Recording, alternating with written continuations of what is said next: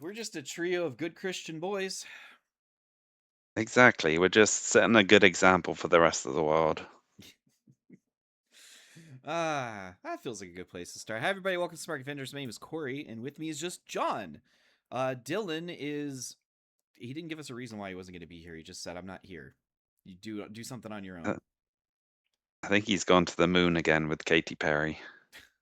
We have a lot of hot dogs up there, apparently. Yeah. Oh boy.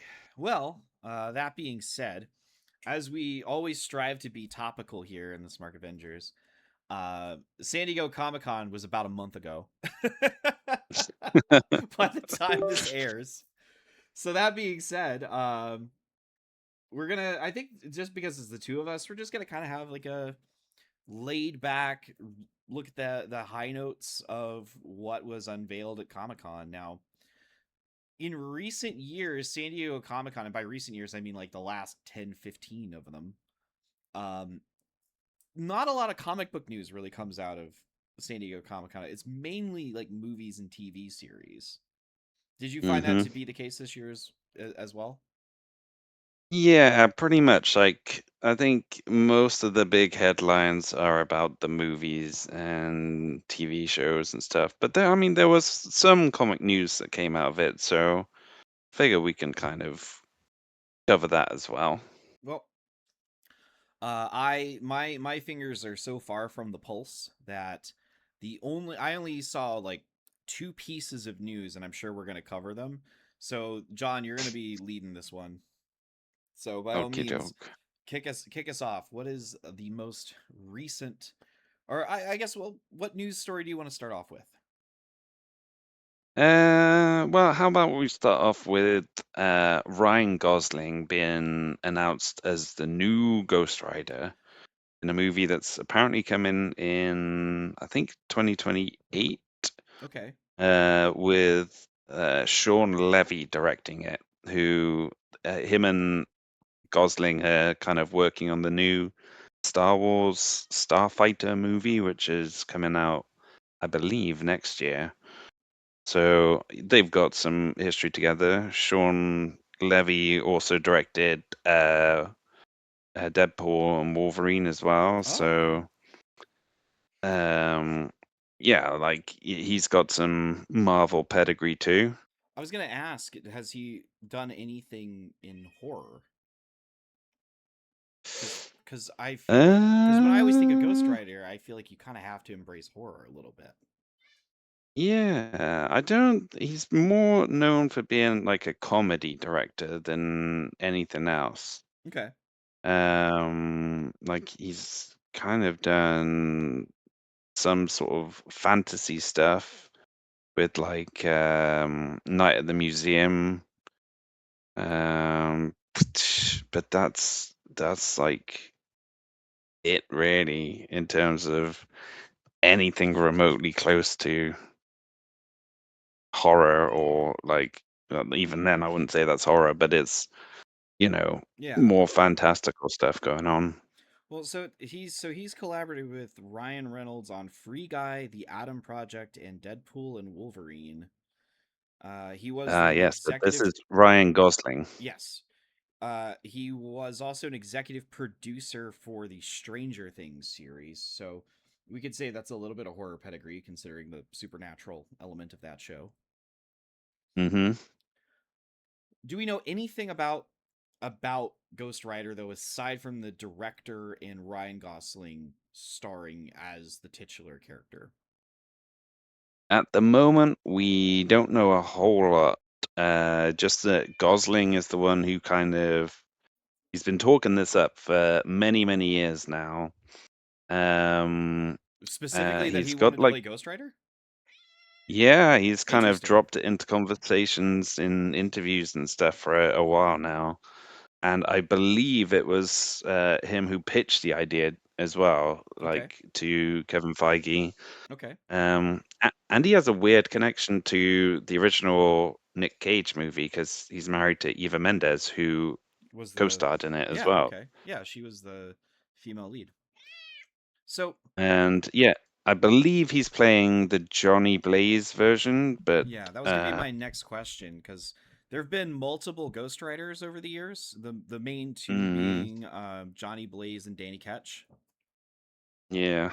Is Ghost Rider like one of the only Marvel characters that has not been affiliated with the Avengers Doomsday? Because like they've been like the X-Men have been Yeah. brought into the fold, and you know we saw Blade come into the Deadpool movie with Wolverine. Mm-hmm. Is there a possibility that you could see Nicolas Cage as Ghost Rider in Doomsday? I'm not sure about it. I would say the one thing that makes me think possibly is that Nick Cage did technically cameo in the Flash movie as like the The Superman, Tim Burton the Tim Burton Superman, yeah. Superman, yeah, that never was. So, I mean, it was like a CGI version of Nick Cage, but if he was willing to sign his likeness away for that, maybe he'd be willing to, pop in against Doctor Doom and, give him a penance there or whatever. Oh, that's yeah. I don't know if we want to do that.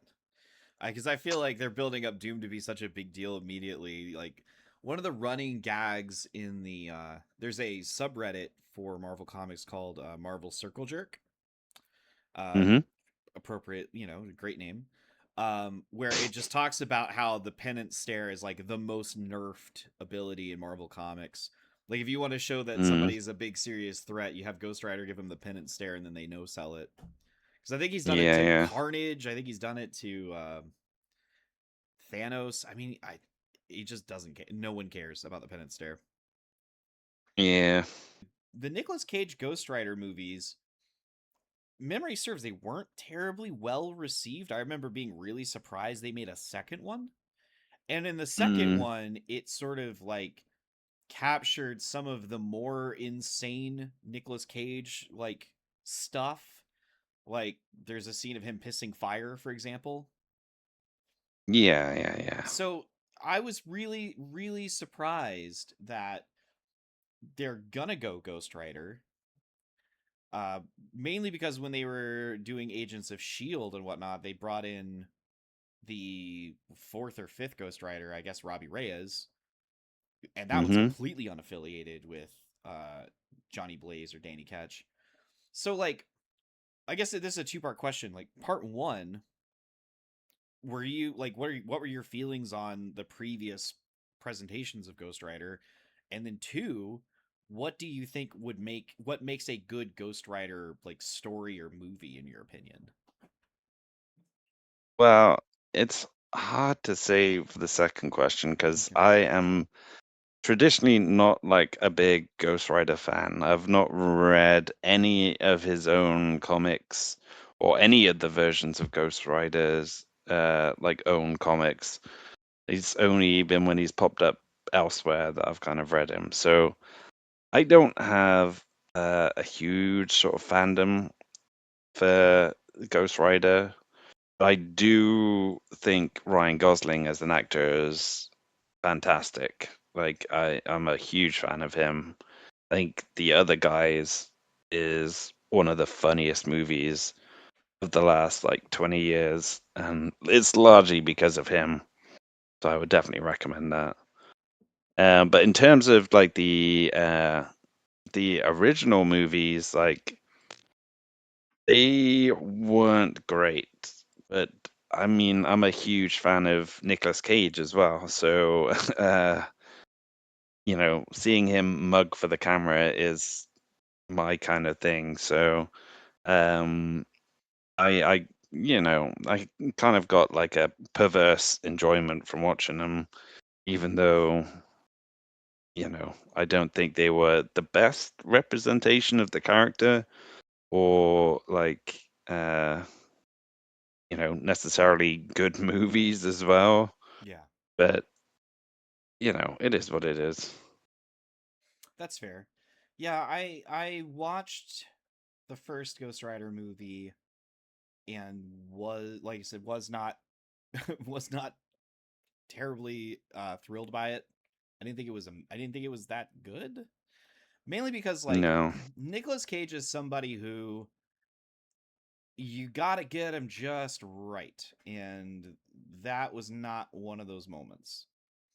The Mm-hmm. other aspect of the question of like, what do you think makes a good Ghost Rider? I've read a lot of the '90s Ghost Rider with Danny Ketch. Danny Ketch is like my favorite version of the character, and Mm. I think like you have to embrace like the horror element of Ghost Rider, dealing with demons and the supernatural and what have you. So I do hope Yeah. that's kind of the spin they go with it. There's a great Danny Ketch villain named, I believe, is Blackout, who is a vampire that I've always wanted to see like a live action take of. Plus, Ghost Rider has their own version of the Scarecrow called Scarecrow. That's if you really want to fuck with people, two Scarecrows out there in the comics world. So yeah, so I have a friend who recently watched Project Hail Mary and they've become obsessed with Ryan Gosling. So Oh they yeah, were yeah. they were they were very pleasantly surprised and happy with the reveal, especially because he kind of sold the reveal in his sort of quirky way of kind of looking around like he was just as surprised to be standing on the stage. And Yeah. I know that they were really a big fan of him as Ken in the Barbie movie. So I've seen a lot Yes. of fan art already of a Ghost Rider wearing the Ken pink and rainbow hoodie that says "I'm Kenuff." So so the fan artists are very Beautiful. very quick, is as they always tend to Mm. be. But yeah, no. I'm curious to see more details as it comes out. I'm sure if he's a big fan of the character, it's going to be the Johnny Blaze version for sure. He does Yeah. have the better origin story. A stunt motorcycle driver who sells his soul to save his dad's life. That's a great origin. Danny Ketches is sort of like he just kind of stumbles into it in a way. So he has like there's like to transform into Ghost Rider. His motorcycle has like a crest on it that he has to touch that like kind of Yeah. initiates the transformation. So like I said, I like Danny a lot, but I feel like Johnny's gonna would be the better choice to put in the movie for sure. Mm-hmm. So you mentioned that as we were mentioning, Nicolas Cage and the possibility of Doomsday. That leads into the next story that we could talk about.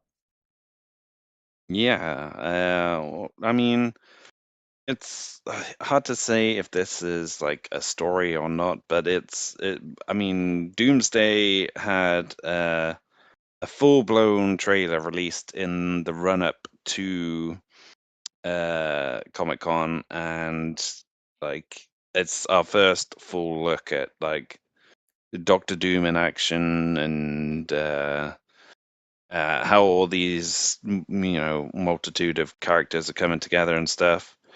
And there was also like a slightly different trailer that they played as well in the actual presentation, which featured like some extra dialogue hinting at Doctor Doom's tragic past fueling his actions in the movie.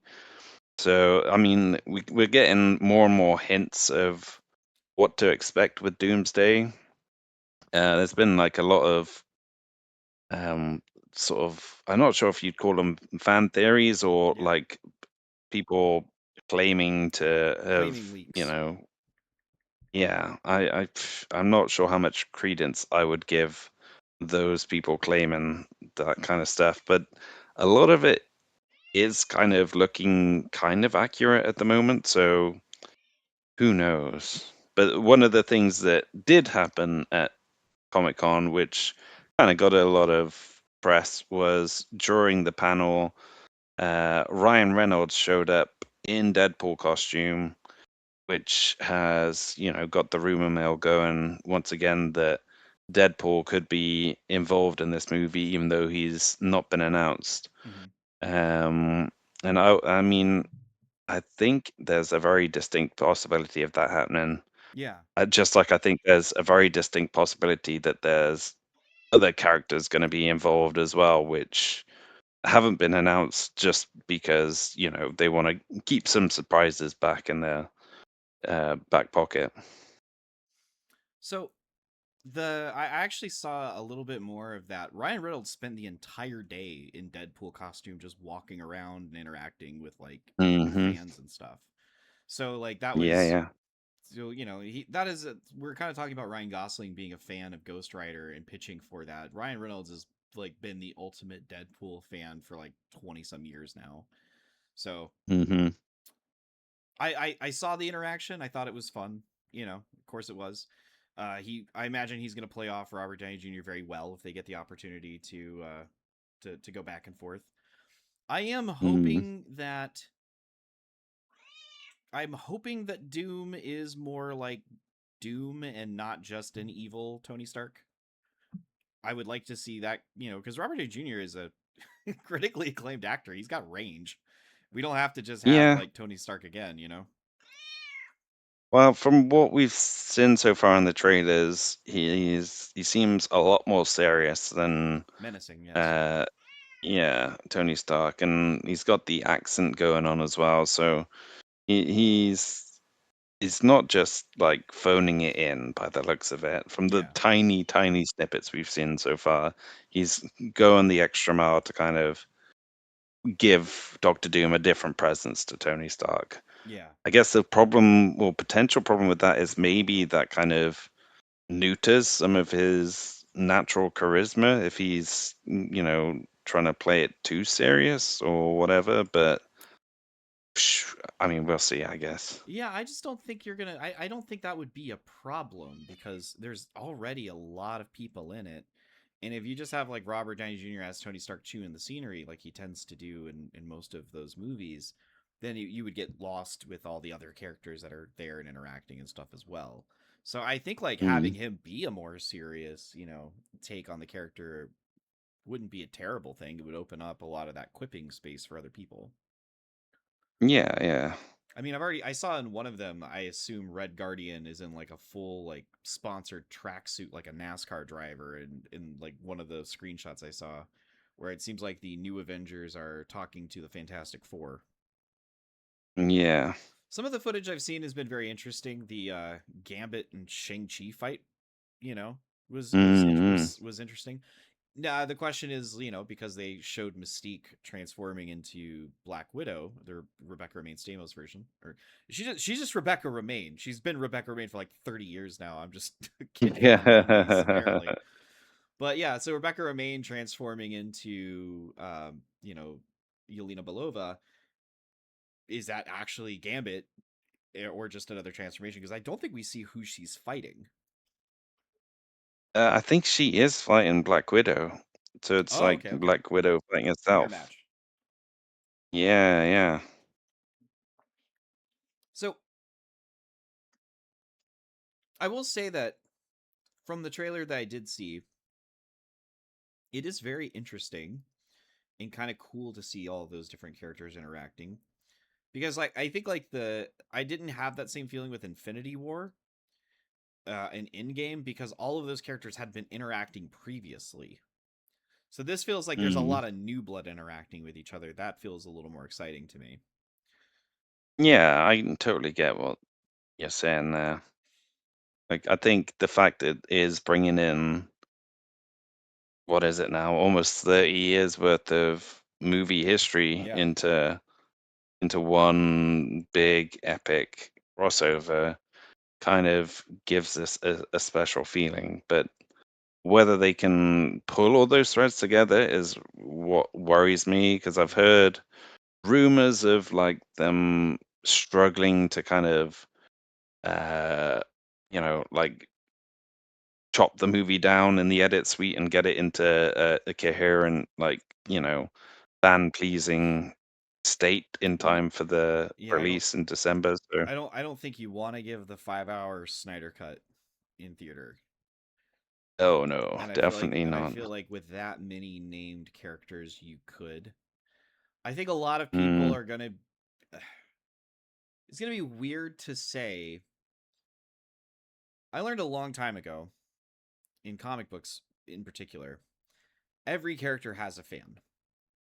Every single fucking yes. one of them. Like I used to go to the comic book resources message board in the 2000s And there was this one person, and if you happen to be watching this is kind of a shout out to you. They were the biggest fan of this character named Blue Jay in DC Comics. And Blue Jay was a person who their power was they could shrink down to the size of a blue jay and they could fly. And they were a massive fan of this character, and like every day they'd have some sort of a post or a topic that they would come up with to just find an excuse to talk about Blue Jay. So that being said, I do feel like there's going to be some very disappointed fans when their favorite character doesn't get a lot of screen time, or heaven forbid their favorite character gets killed off to make Doom look like the big bad threat that he is. Yeah, yeah. So I think that's going to be an interesting balancing act, and I'm not going to name names, but X-Men fans are notoriously very fickle. And I feel like if something happens to the X-Men, they are not going to be terribly happy.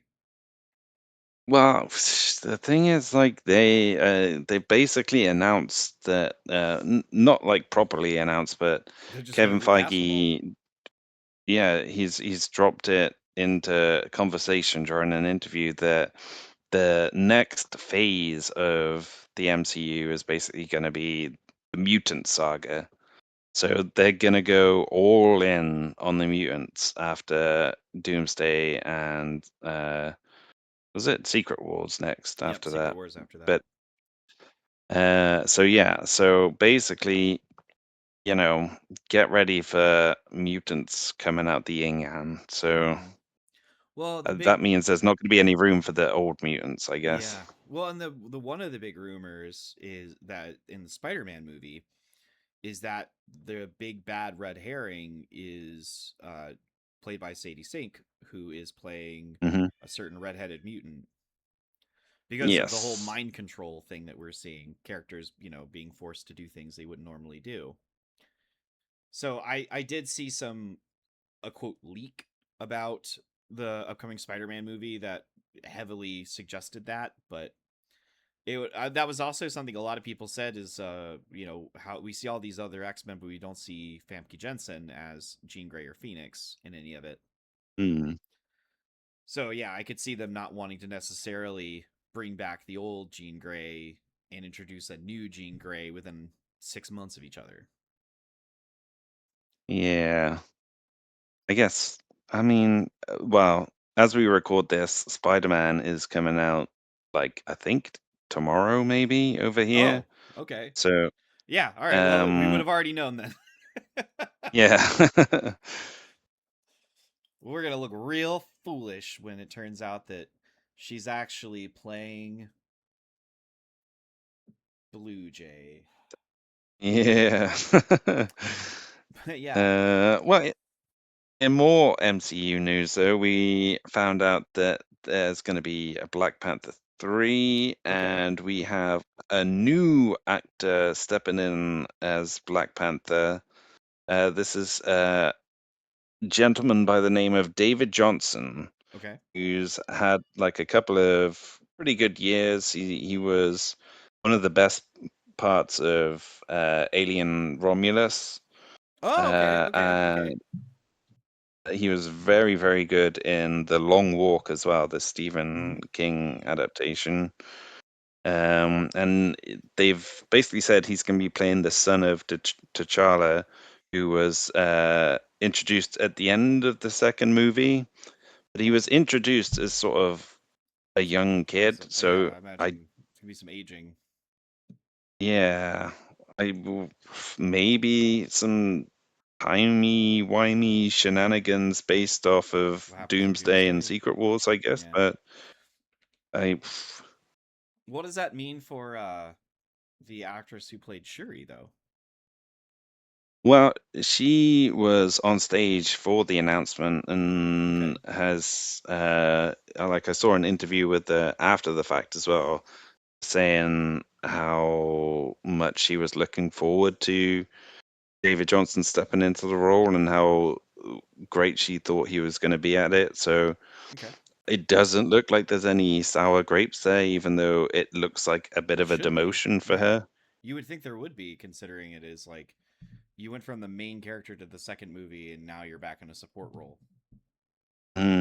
Yeah, but But I mean, who's to say she's even going to survive the events of Doomsday yeah, that could be a to red be herring. in the next one? Yeah. So okay, um, it is really funny. Those Black Panther movies do so well.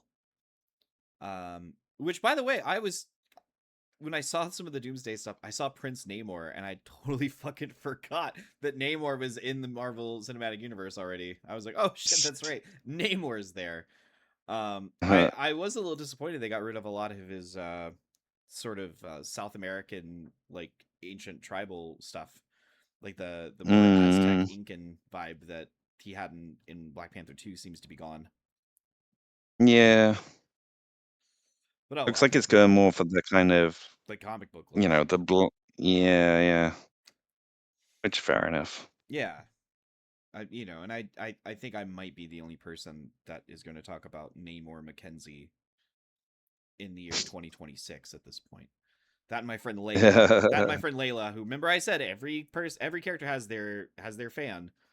I have a hmm friend from college who was a super Namor fan. Yeah, nice. Yep, that was one of the weirder things I'd ever heard in my entire life. Like, really, the Submariner? Fair enough. Anyway, um, so yeah, no, that's very cool. They're gonna do a third Black Panther movie. Like I said, those always do really well. I hmm do wish that translated better to the comics for Black Panther, because it always seems like they're going through various relaunches as well. But we've talked about Yeah. that. That's just a Marvel Comics issue right now that hopefully won't be an issue much longer with a new editor in chief. We'll see about that, I guess. Yeah, It feels like I don't know if it's the editor in chief or if maybe it's uh, Disney. Disney itself, which is calling the shots there. But Yeah, whatever the reason, it's not working. isn't Feige kind of over it now as well? I'm not sure how much like involvement he has on the comic book side of Okay. things. I wouldn't have thought much of anything. I think he's must have his hands full with like the movies Yeah, and the I guess TV shows. So, because one of the things I did see is he said that they have movies planned out to 2042. Jesus Christ. Yeah, and at that point, we're almost 40 years of making Marvel movies, like under the Disney umbrella in 2042. Holy Yeah, shit. we're not even out of the 20s yet, and they've already got the 30s figured out. So, Oh man. yeah. Remember how he said that, like, I'm still very firmly of the opinion that I think you can judge the superhero bubble on the performance of Spider Man. Just because Spider Man, Mm-hmm. when I think of Marvel Comics, I think of Spider Man. I'm not the biggest Spider Man fan, Yes. but he is their guy. And if a Spider Man movie underperforms, I feel like that's sort of the canary in the coal mine. Mm-hmm. Because it happened with Spider Man 3 and Sony, and then it happened with Amazing Spider Man 2 with Sony. So we will see what happens with the fourth Spider Man movie. Fourth? Yeah. Yeah. Well, I mean, I will say, like, I have not read any of the reviews, which have started coming out today because I don't want Okay. to spoil the movie for myself. But the little sort of log lines I've seen have basically said it's going to be, it is like the best Spider-Man movie since Raimi's Spider-Man 2. Okay. And it's like the most street level and authentic to the comic books that it's ever been as well. So Yeah, I will I say that think. that was something that kind of deterred me from really getting into the MCU Spider-Man was the connection to Tony Stark. Mm, I didn't care for Peter Parker with, infinite gadgets and what have you. Yeah, it felt like just not who Spider-Man is at all. He was basically Iron Man Jr. at that point, and it's like, well, we already have an Iron Man. We don't need Yeah. a junior. But they seem to have course corrected and, you know, given him his own thing now. So, I'm very much looking forward to it. I'm gonna go watch it on Friday morning. So, Okay. uh, you know, I might report back next week and let you guys know how I feel about it. But A month later, yeah. after the movie's been in the in the theater for a month, we will get you the review. Oh, our time scale sucks. Yep. Always on the verge of breaking news a month later. But it's what it is. Gonna say we talked a lot about Marvel. Do you want to talk about some DC side of things as well? Boy, I will tell you, DC and the movie side of their business is it's been a constant state of dread for me since the year 2000, probably Mm-hmm. 1997 maybe. um Mm-hmm. like I said, I'm the DC guy. I love DC Comics. That's my publisher. uh but boy, oh boy, they really struggle with the whole movie thing, considering they've been owned by a fucking movie production company for like 40, 50 years. Yeah, Oh boy, all right. Yep, let's get into what James Gunn has planned for the DC cinematic universe. yeah. All right. Well, they didn't really touch too much on upcoming movies aside from Clayface, which is, I believe, part of the It DCU is. umbrella. Like, I don't think it's an Elseworlds or It like, is not in Elseworlds like the Matt Reeves. It apparently is going to be tied into the larger DC plans. excellent. Okay. Well, they did release a new trailer, I believe. I think there was one a while ago, and this new trailer has kind of shown a lot more of what the plot is going to be with Matt Hagen getting disfigured by a local mob boss and then being, promised a miracle cure from Naomi Aki's character, and that then causes his flesh to turn into this like unstable clay, and it very much looks like it, you know, uh, brings about his descent into madness as well. So it all looks very like Cronenberg like Yeah, it looks some body David horror. Cronenberg. So oh yeah, very much so. Lots So of stuff with like his eye being kind of like you know stuck over basically, so he has to kind of rearrange his face to get it back again and all that kind of stuff. So is yeah. there any signs that he will be turning into a giant mud monster man? There is a very slight hint at the very end of the trailer where you can just see just over his shoulder basically, and then Naomi Aki is in front of the camera reacting as this shoulder seems to grow in size and mass. Okay. So it feels like we are gonna see the monster like Clayface that we all know and love at some point in this movie. So we've talked about Clayface recently with the when we were talking about the Golden Age Batman villains and then the Silver Age Batman villains. Is Matt Hagen in this movie a movie star? Like, are they combining the origins between? Yes, I believe Okay, so. that's what they did with the animated series as well. The Basil Carlo, it was Basil Carlo as was the Clayface, but then it was the disfigurement and the clay cream that made him transform, which is like the Matt Hagen style, because as we talked about, the original Basil Carlo was just wearing wearing a mask and stabbing people. Hmm. So Yeah. it is interesting that we're still kind of combining the clay faces. And it was interesting they went with Matt Hagen. I would have thought they'd gone with Basil Carlo, considering even in the comics right now, Clayface is Basil Carlo. Oh, really? Yeah, been Basil Carlo for a while. Like I Huh. said, I think the last time Hagen was seriously used, I think he was killed off post Crisis, and I think they like because Yeah. they've never shied away from the fact they've had multiple Clayfaces, including a lady Clayface. So Mm. So yeah, it is like I said, just kind of it's interesting we're going with Hagen as the main character, even though he's seemingly going to have the Basil Carlo actor background. It still blows my mind that we're getting a Clayface movie before we're getting a Batman We movie. haven't even cast a Batman.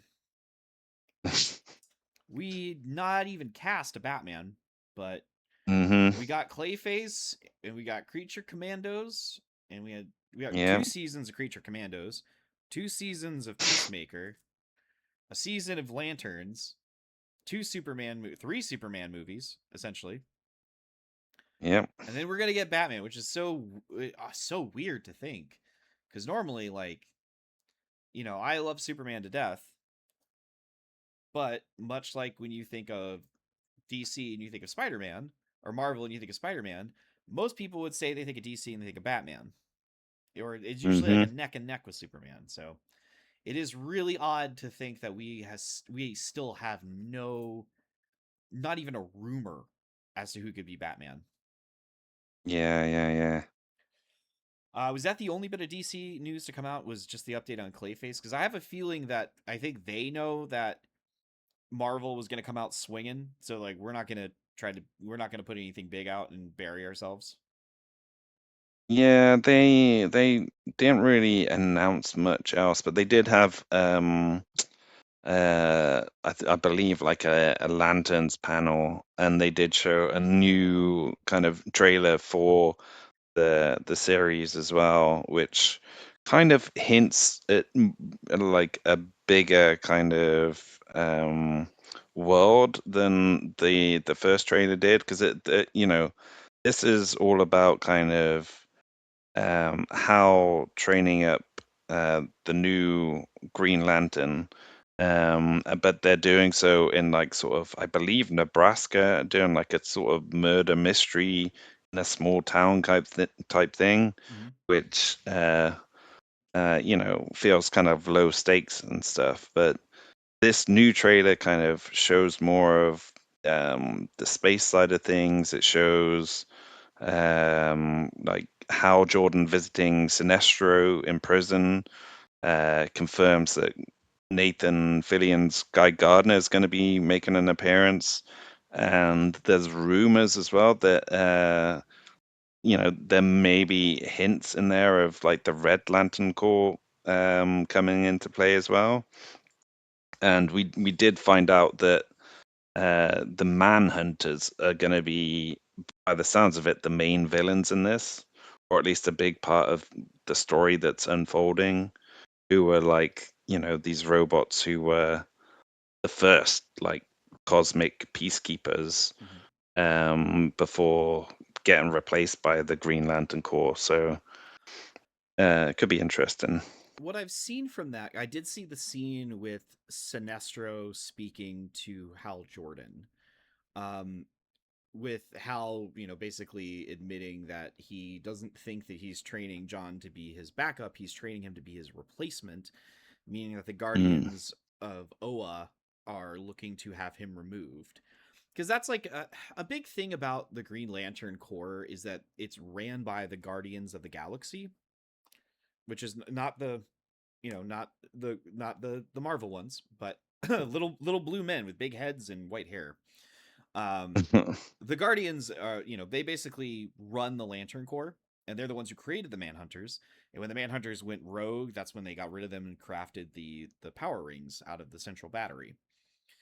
mm, But they are the most paranoid beings in there. They're very cold, very logical, and constantly fucking things up because they think they know best.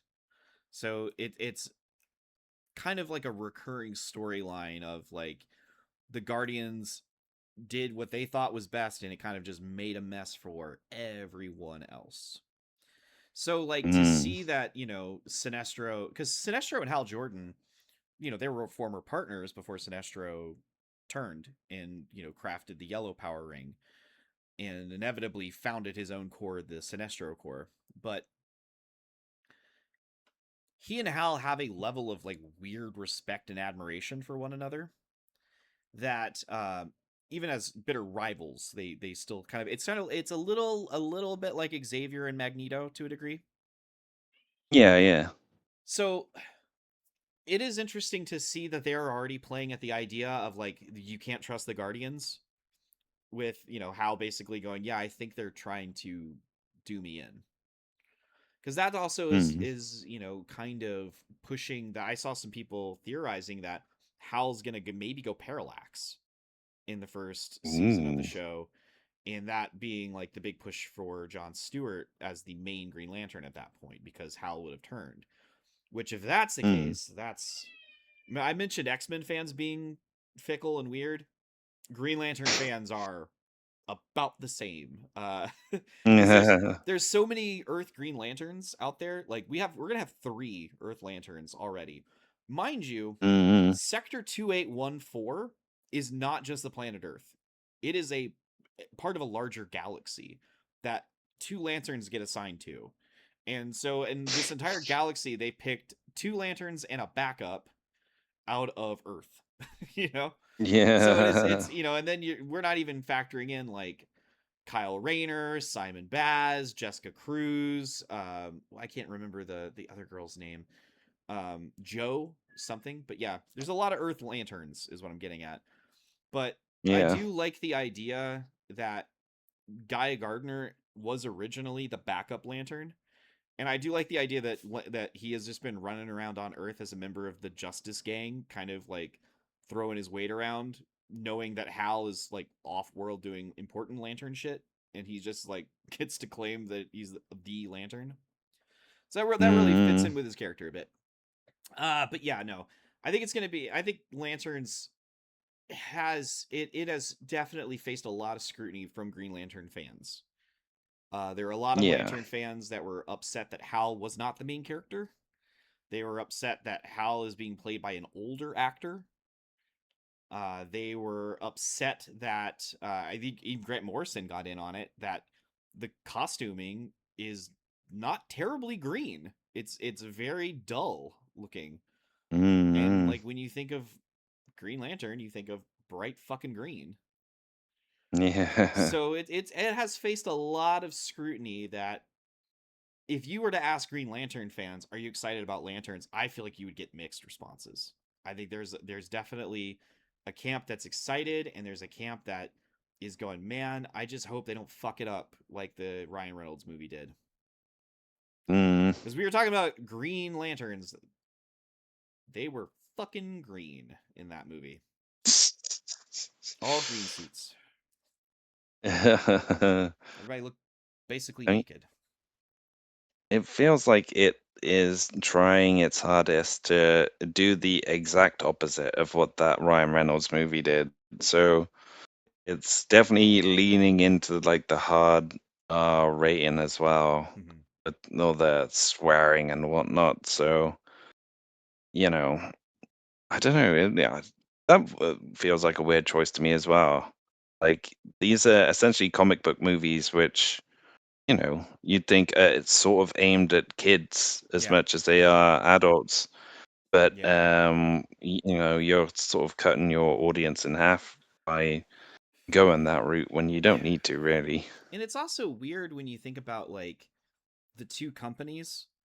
Like Marvel has always been like the company where the characters were considered the most relatable, because all Mm. the characters were based off of Stanley's various neuroses. His it was his anger issues and the Hulk, his sort of down on his luck kind of bitterness at times being in Spider-Man, his existential dread in Silver Surfer. Um, Mm. so you think of Marvel being the one with like, these are like the relatable characters, and DC being like the kid friendly ones, because of the whole they're the modern day myths. That's always the way that I've people have viewed the DC characters versus the Marvel characters. Marvel characters are supposed to be the relatable ones, and DC is supposed to be your modern day mythology of like bigger than life heroes facing bigger than life threats. Mm. So it's definitely curious that Creature Commandos was rated R. Um, Peacemaker was rated R. Lanterns is going to be a really hard rating by the sound of it. Uh, Mm. and then you kind of have the Superman movies, which were not rated R, but you know, it's curious. It's very, very curious. Yeah, I don't know if that's just James Gunn doing those Doing James rated R Gunn stuff. movies just because he can. Yeah, Yeah, just James Gunn doing James Gunn.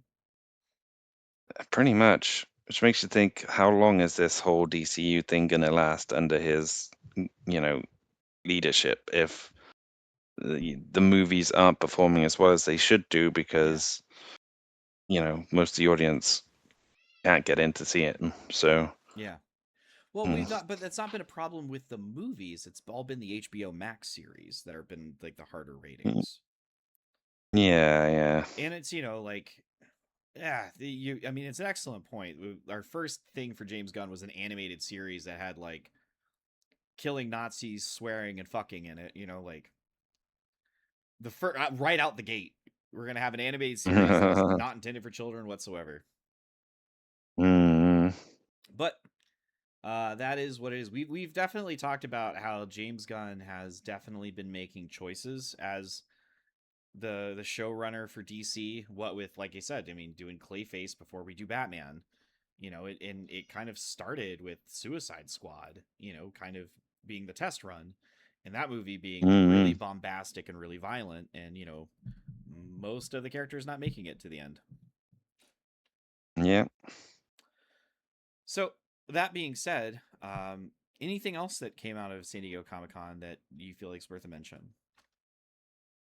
Well, I think there's some more like comic related things that we could talk about quickly. Like, Sure. Marvel have announced that they're going to be making a 5-issue limited series Indiana Jones comic, um, Okay. which feels crazy to me considering, Disney bought Lucasfilm back in 2012, and there's Yeah. been Star Wars comics pretty much ever since then, but they've not tapped into Indiana Jones as like a resource to use. So how it's taken them this long to delve into that, I don't know, but I'm interested because it's basically set right after the first movie. It's promising like the impossible return of an arch enemy, and Okay. like that it's like a quest for an artifact that apparently Marion Ravenwood has like got her hands on. So it's gonna involve lots of the globe trotting that you'd expect, and it's written by Jason Aaron as well, who I have a lot of faith in as a writer. So Okay. you know my hopes are up for this one. So yes, the Star Wars books have been very prevalent with Marvel for a bit now. They're constantly putting out new Star Wars books, like one ends and another begins. I think they've have like a reoccurring, like I think they have at least 3 or 4 series going on at once. And as soon as one ends, Mm, another one starts up. With like I think Doctor Aphra being like one of the longest runs that are current in Marvel, or if it hasn't ended recently. But mm, they did. I mean, when they got the rights to Alien versus Predator, they rolled those out rather quickly too. I mean, I read the first few Alien series they put out, so it is really mm, interesting that they went with like you have your science fiction with Star Wars that they were able to kind of get into almost immediately, and then they got their horror side with Predator and Alien, and they got into that rather quickly. But it feels like the adventure side with Indiana Jones, like it's been over a decade and they're just now getting into it. I don't know if it's just because I don't think that's the kind of book Marvel puts out. I feel like they don't really have adventure books in that sense. Like mm, I could see like Mad Cave Studio, I could see Dynamite Comics or IDW putting out like an Indiana Jones adventure comic because they have characters like that they've used before, characters that are based off of like old serial um, you know, acts that used to air before movies. But yeah, yeah. I don't know. It's interesting. I do not have the same level of faith in Jason Aaron that you do. I don't dislike Okay. Jason Aaron. I just feel like he's had a lot more misses than hits for me lately. Uh, Mm. remember when Dylan and I were reading that Scrooge McDuck comic? Oh yeah, yeah. Didn't really have the most satisfying conclusion, and that was Jason Aaron writing it. But I also maybe just comedy's not his forte in that sense. But hey, Hmm. you were actually talking about Ghost Rider and trying to get into it. Jason Aaron's Ghost Rider from the 2000s. I would give that a look if I were you. You might really dig it. I know a lot of people really dug Okay. it. I will add that to the list. So yeah, so we got Indiana Jones coming out through Marvel Comics. Could be very interesting. Could be the beginning of a new series of genre comics that they get into. Yeah, yeah. They also announced their plans for Iron Man leading into his 700th issue coming out, I believe, towards the tail end of this year or maybe like early next year. But it's basically they're going to be running two stories in parallel, Okay. like issue by issue, heading towards this issue 700. One side of it is going to be the incarcerated Iron Man, where Tony Stark has been sent to the vault for some reason, and so he's locked up, and I imagine trying to get out. While the other side of it is going to be a storyline called War Machines with Rhodey basically, stepping up in Tony's absence and forming his own strike team of like armored warriors. I thought So, Rhodey was dead. oh man, I've lost track of how many Yeah, times he's died and come back. I'm about to say I thought Rhodey died, but okay, that's great news. I've been reading the recent Iron Man series, so I can definitely see where we could get to Tony Stark getting imprisoned for sure. There's been laying down Hmm. this sort of ground, this foundation of advanced idea mechanics trying to create their own Tony Stark and Yeah, finding someone that has now become the new scientist supreme.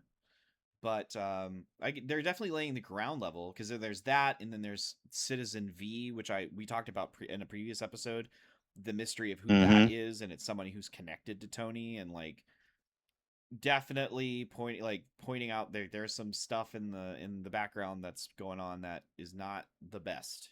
So yeah, so yeah, definitely I could definitely see where the groundwork is for that, and that's great because we also talking about very recently Iron Man should be a very big marquee character for Marvel Comics, and he has not been able to continue having an ongoing in recent years. So yeah, that's good. They're getting a renewed focus, and hopefully the legacy numbering sticks, as your request as Marvel's new editor in chief would have been. yeah, exactly. So, I if do you have any other comic book news? Because I there was something that I saw that I thought was fucking bizarre. I have just one more comic book All right, see if it's the same slice thing. of news. Yeah, well, this is something we've kind of talked about recently, I think. But basically, they've announced that Eddie Brock is going to become Venom once again. No, I didn't know that So actually.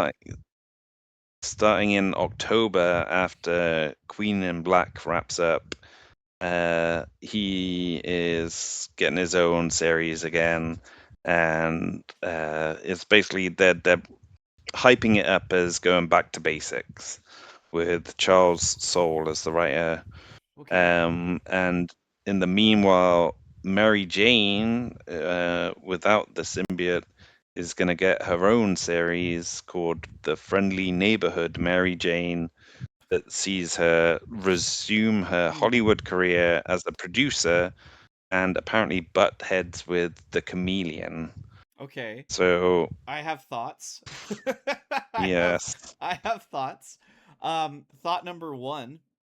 Um, so recreational marijuana is legal in Ohio, and I live across the street from a dispensary.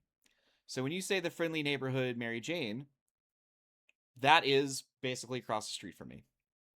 Uh, bizarre name for the book. Uh, in Hmm. in two, so she's back to no powers, no nothing. It'll I be believe okay. so. All right. Well, again, we talked about that as well because I mentioned that here you can't walk back the hero's journey. You have to be forever changed after Mm-hmm. you start it. So we will see how that goes for Mary Jane Watson as a non-powered producer of things.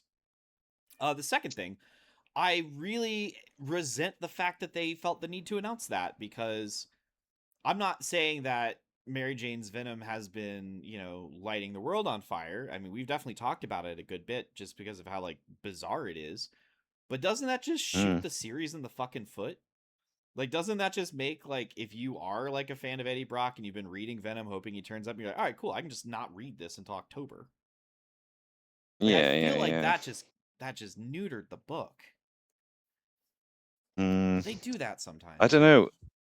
Maybe the sales weren't good to begin with, and that's That's why true. they've kind of jumped onto this plan and made the announcement just to try and, stir up a bit of interest heading into October.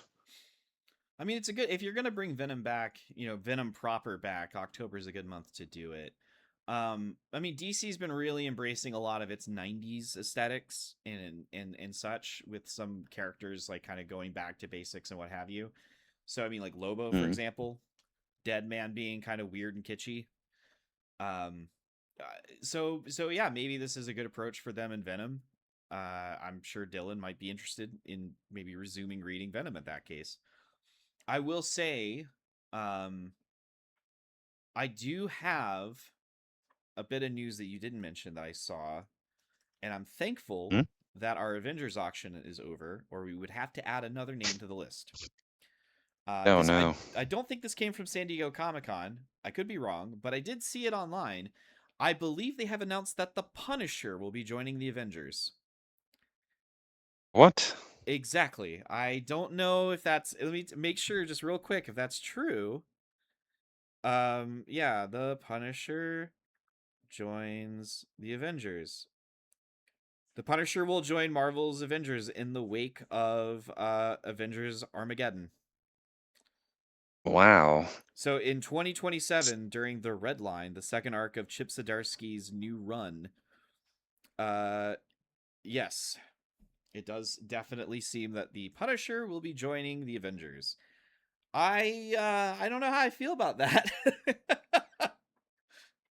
I know that the Avengers have had some killers on their books before, but to me, I think the Punisher loses a lot of what makes the Punisher when you put him with the rest of the Marvel universe. I feel like the Punisher kind of Mm. needs to be sequestered in his own little dark world where he's just dealing with gangsters and stuff.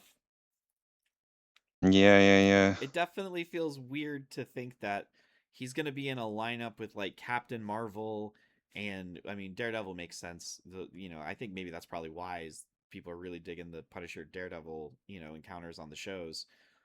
But Mm. it does seem a little weird. I know that Zdarsky did say that Marvel said that he had like carte blanche with the Avengers and he could do whatever he wanted to do with it. Bringing in this David Colton character that he created and giving him like century level powers, and then bringing in Frank Castle as a member of the Avengers proper. We talked about needing to take big swings, and I feel like those are pretty big swings, but I don't know if I like them. Yeah, it sort of reminds me of Brian Michael Bendis coming in on the Avengers and kind of shaking things up and putting together his own team. That is exactly what it has been compared to. When that news article came out, when Zdarsky was pitching Armageddon, or when they were promoting Armageddon, it was basically compared to Disassembled. That basically Marvel said, "Here's the Avengers as is. Do whatever you want." And we saw with Mm-hmm. Brian Michael Bendis, he turned Scarlet Witch heel and killed off some long-term members. And we're seeing Zdarsky basically bring about, this big traumatic thing with the Red Hulk. Yeah, yeah. So yeah, that's like I said, that's the thing that I saw that I was like, oh, okay, Frank's joining the Avengers. I see. It would make sense. I mean, he's in that Spider-Man movie. He is, but I mean, I think isn't this Avengers #1 coming out way after the Spider-Man movie is in the cinemas, so Sounds like it might be a good lead into a future episode where we talk about synchronicities. yeah. might be a little too late for that one. We don't know. We don't know. But that being said, that being said, we have the Punisher joining the Avengers. Um, I, is there any other big comic book news coming out soon? I know that I think they're already teasing a big X-Men shakeup, but I don't know much about it. No, I don't know much about it either. Fair enough. Well, we'll probably cut that too. So, with the news that the Punisher has been is going to be joining the Avengers in 2027, which is just a few short months away. I know, crazy to think we're already another year gone by. John, speaking of years going by and accomplishing things in years and movies, John, what's your movie count out for the year? I am now up to 762 movies for the year so far. Nice. Are you past like your big festival season? Yes. Okay. I've got one sort of holiday coming up in September, which might kind of throw me off for a little bit, but I think it's plain sailing now for the rest of the year, pretty much. There you go. So, what was the last movie that you watched? It was like a psychological horror movie called The Innocents Okay. from 1961. Okay. You've been It's delving sort of into a loosely, lot of you've been delving into a lot of 60s horror lately. yeah. Well, I mean, I've been the Edgar Wright, the British director, put together a list on Letterboxd of his 1,000 favorite movies years ago now, and I've been slowly but surely ticking off a bunch of movies from that list. So a lot of my stuff recently has been, based on his sort of influence, and this was one of them. What did you And think of it? yeah, I very much enjoyed it. It was, I mean, like I say, it's like loosely based on the Turn of the Screw, uh, with like a governess looking after some kids, some very creepy kids in like a sort of gothic mansion estate type thing, and then stuff happening which kind of throws you off kilter a little bit. But I mean, for a movie made in 1961, especially, like some of the stuff that happens in it and like effects and stuff is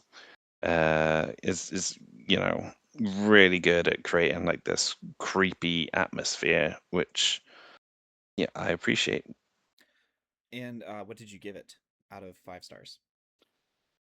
I gave it 4 stars out of 5. Very nice. So, John, where can they go if they want to read some more of your thoughts on The Innocents? They can head to Letterboxd and find me at Big John Bowski, all one word. All right. And even though Dylan is not here, we would love to promote Dylan's other projects. Every Monday at what 8 to 10 UK time. I know it's 4 to 6 East Coast time in America. Dylan hosts a radio show, bouncedigitalradio.co.uk. We actually just mentioned it a little bit earlier ago. And also, Dylan is part of a group of animators called Team Crows. And also, he does stream his animation on Twitch every now and then. I believe it is Captain Explody, but there is links to all of this in the description.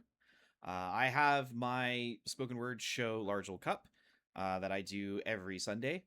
That is sort of just, according to Google AI, I am a conversational documentarian, which is interesting to say.